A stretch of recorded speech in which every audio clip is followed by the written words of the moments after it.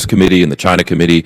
Are you concerned about that today in the Indo-Pacific? I think I think we have anticipated this reality. We feel good about where we are.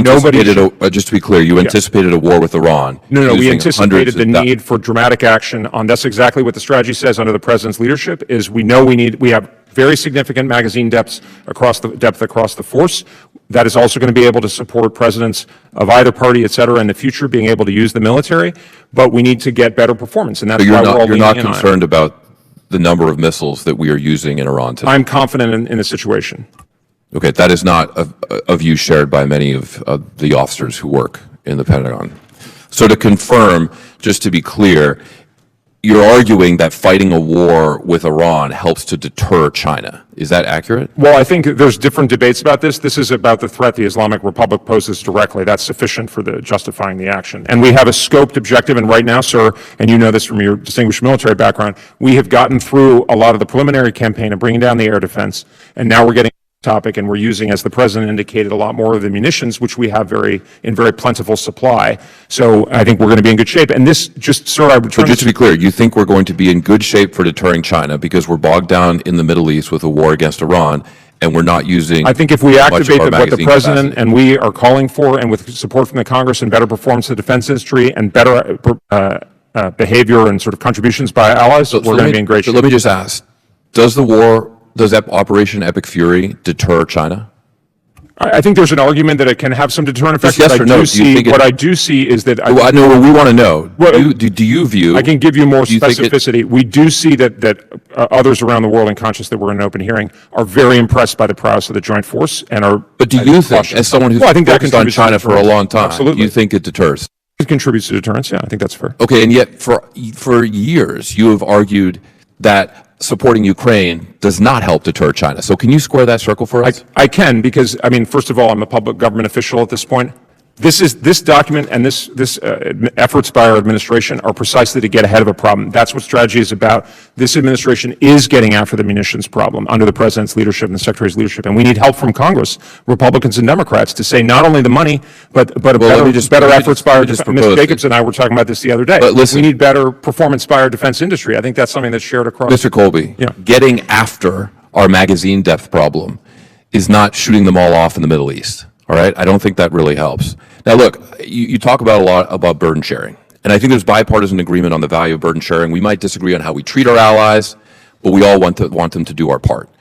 The NDS states the Department of War will empower regional allies and partners to take primary responsibility for deterring and defending against Iran and its proxies. Those are the words you wrote in the National Defense Strategy. How does the U.S. going to war with Iran represent our allies taking primary responsibility for the Iran threat? Well, I think Israel is a pretty excellent example of the kind of ally we want that is taking. I mean, they're taking. Oh no, just to be clear, Secretary Rubio said that we are burden sharing for Israel because we started the war on their timeline. So I'm asking how our allies are burden sharing for us. I'm sorry. Can you say that again? Sorry. I'm asking how our allies are burden sharing for us. Well, I mean, Israel is obviously doing it. We see it from the Gulf partners where there's a lot of munitions depth, et cetera. So, and actually some of the European, Canadian Prime Minister said. We're coming to the end. How many pages was your opening statement? I'll tell you, it's 1,700 words, 177 sentences. You devoted one sentence to the war in Iran and not one word to the 6 soldiers who have been killed in action. Do you think that's appropriate today? I have only the deepest respect for those soldiers and their families, sir. Jim's time's expired. Chair, and I recognize the gentlelady from New York, Ms. Stefanik. Thank you, Chairman Rogers. Mr. Colby, this is somewhat following up on previous questions. There's been public reporting, as well as President Trump's statements on munition stockpiles, and my colleague, Mr. Moulton, touched upon this. Can you please give the department's assessment on munition stockpiles, what we can anticipate over the next year? I understand we're in an open setting, but the reason I'm asking the question is it will be Congress that appropriates and authorizes through a supplemental. So if you could lay out what you're able to in this open setting.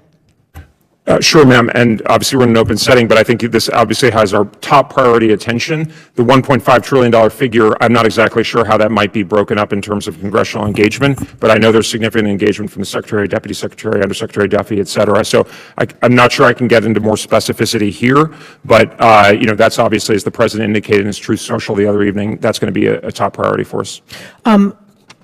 In the National Defense Strategy, the prioritization on Homeland Defense is incredibly important. It's important not only to the entire country, but specifically to a district like mine, given the importance of missile defense. Can you tell me a little bit about the administration's focus on East Coast Missile Defense Site? In the first Trump administration, you will recall that the president designated Fort Drum as the chosen location for East Coast Missile Defense Site. This committee has passed that language. What is the status of that, and what is the plan for that moving forward?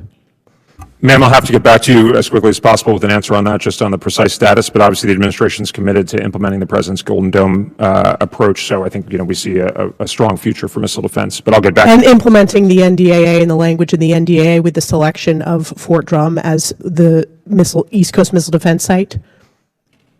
I'm sorry, And the intention is to implement the language in the NDAA? I have no reason to think otherwise, but I'll get back to you, ma'am. Okay. I guess just broadly, as you know, Mr. Colby, I represent the 10th Mountain Division, which I've just referenced. It's the most deployed division in the U.S. Army since 9/11. Currently, a brigade is deployed to the Middle East.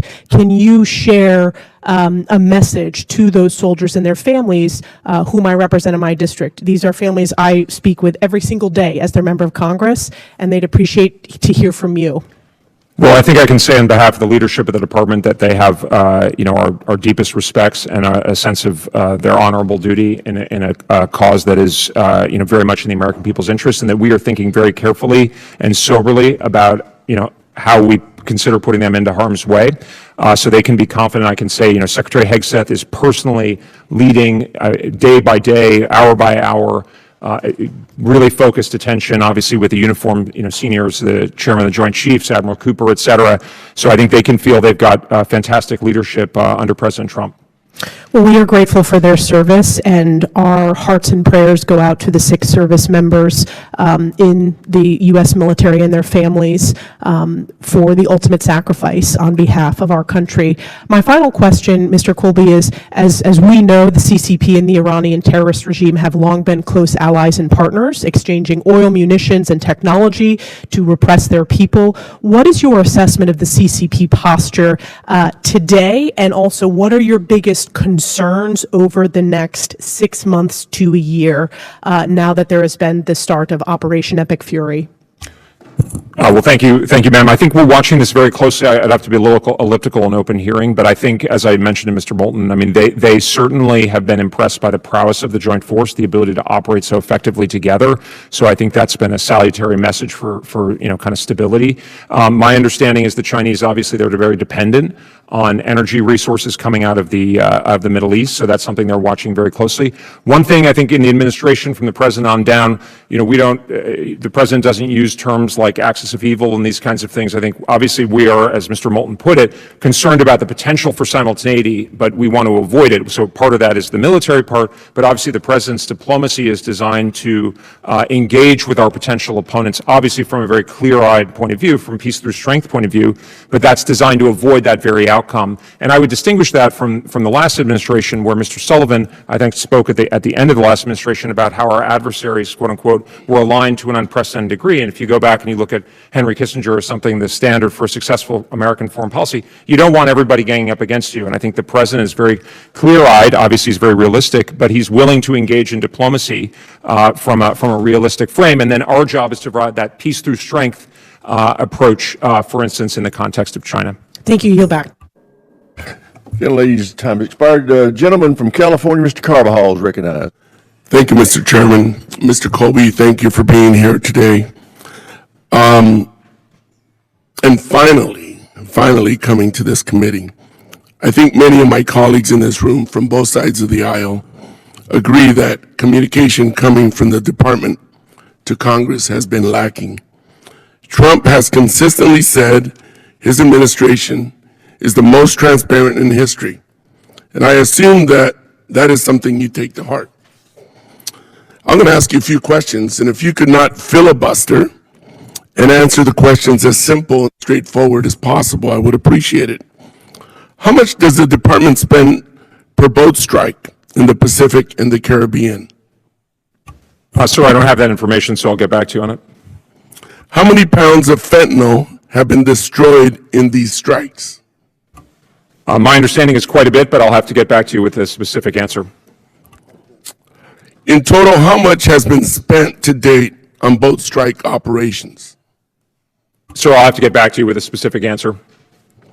Southcom and SOCOM did not have funding appropriated for these appropriations. What accounts were used for these operations? Sir, I'll have to get back to you with an answer. Obviously, I'm not responsible primarily for the budget. Mr. Colby, is it safe to assume you were involved in decisions and discussions leading to Operation Epic Fury?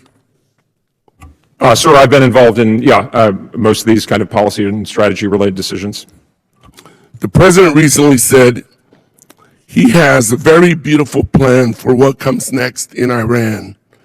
For the sake of transparency and for us on this committee and the American people, could you please share what Trump's so-called beautiful plan is?